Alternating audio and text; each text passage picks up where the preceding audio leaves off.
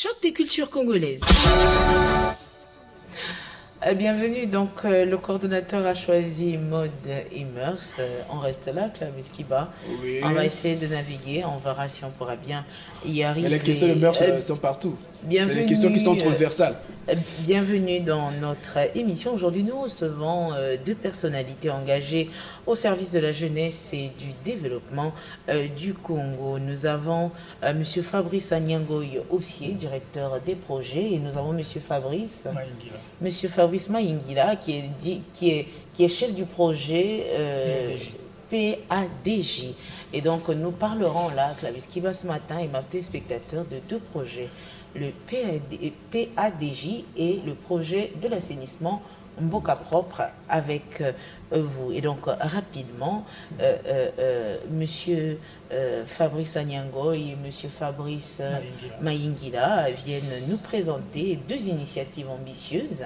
Le programme d'autonomisation digitale et médiatique des jeunes, qui est PADJ, et le projet Mboka Propre. Alors, nous souhaiterons savoir quelle est l'origine de ces projets et quel constat vous a poussé à lancer ce projet aujourd'hui, Monsieur Fabrice. Merci, Madame la journaliste, pour cette question. Mais avant de pouvoir répondre à cette question, je vais d'abord dire que ce sont deux initiatives qui sont organisées par deux associations.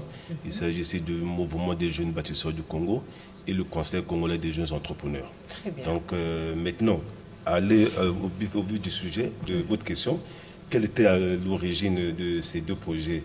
Et cela va du constat que nous avons eu sur le terrain. C'est-à-dire, nous avons remarqué une jeunesse qui a une immense potentialité, mais elle manque souvent d'opportunités, d'accompagnement et de formation adaptées aux réalités actuelles. Donc, dans le même temps, nous avons observé une dégradation de notre environnement. Donc, nous voulons inculquer les jeunes congolais à avoir des comportements, on va dire, citoyens au niveau du Congo.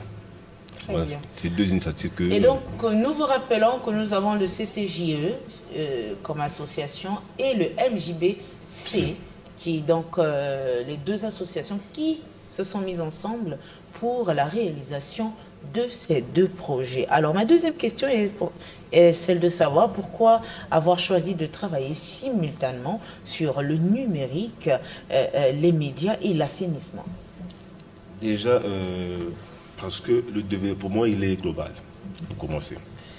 On ne peut pas former une jeunesse moderne, on va dire, au métier du numérique, sans lui transmettre également des notions citoyennes. Donc, et vraiment des responsabilités, on va dire, environnementales. Quand on parle du numérique, cela assure un avenir professionnel. Mais lorsqu'on parle d'assainissement, ça améliore notre cadre de vie et la santé de la population. Donc voilà pourquoi nous avons lancé ces deux initiatives au même moment. Vous nous avez parlé tout à l'heure déjà des principaux défis auxquels la jeunesse congolaise est confrontée, entre autres. En quoi ces projets répondent-ils concrètement à ces défis? Bon, les défis sont énormes. Déjà, il y a le chômage, le manque de formation qualifiante, on va dire adéquate, et puis, on va dire, l'insuffisance des opportunités professionnelles auprès de cette jeunesse. Et pour finir, parfois le manque de repères au niveau entrepreneurial. Parce que au sortir de ces formations, nous allons former plusieurs jeunes sur l'entrepreneuriat digital. Très bien.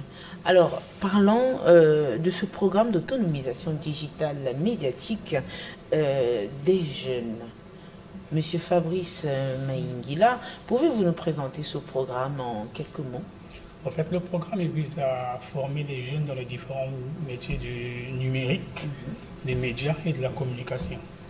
Des médias et de la communication. Quelles compétences les jeunes vont-ils acquérir grâce à ce programme? Ils vont acquérir différentes compétences dans le domaine de la création de contenu, le community management, et s'il faut dire la conception de sites internet. C'est ce que nous allons donner comme formation à ces différents jeunes. Mais pourquoi est-il aujourd'hui indispensable pour les jeunes Clarisse Kiba, j'aimerais bien poser cette question, de maîtriser les outils de vous observer d'abord. Et les Je prends de médias. l'élan. Pourquoi c'est c'est devenu aujourd'hui indispensable, en tout cas, que ces jeunes-là puissent maîtriser les outils numériques et les médias. Pourquoi? Le monde d'aujourd'hui a énormément évolué. Sans nouvelles technologies, il n'y a pratiquement rien. Le président Barack Obama avait dit une phrase: ceux qui n'apprendront pas la programmation seront des analphabètes pour le futur. Aujourd'hui, avec l'intelligence artificielle, nous nous rendons compte que les choses ont énormément évolué. Aujourd'hui, rien qu'avec les différents prompts, les jeunes peuvent créer, s'il faut dire, un site internet, ils peuvent créer des visuels et autres. Comme vous avez remarqué, dans la ville de Brazzaville, on a autant de visuels réalisés à base de l'intelligence artificielle. Et ces jeunes, nous allons les montrer comment réellement bien prompter, comment réellement bien créer du contenu pour les différentes plateformes. Vous avez soulevé un point concernant les médias. Pourquoi les médias? Aujourd'hui, avec YouTube, les jeunes peuvent gagner quelque chose. Je prends l'exemple, un jeune qui est dans le domaine de la cuisine, par exemple, chaque fois il peut parler de ses différents plats sur YouTube et il peut avoir des clients pour ses plats et autres et gagner aussi de l'argent avec YouTube.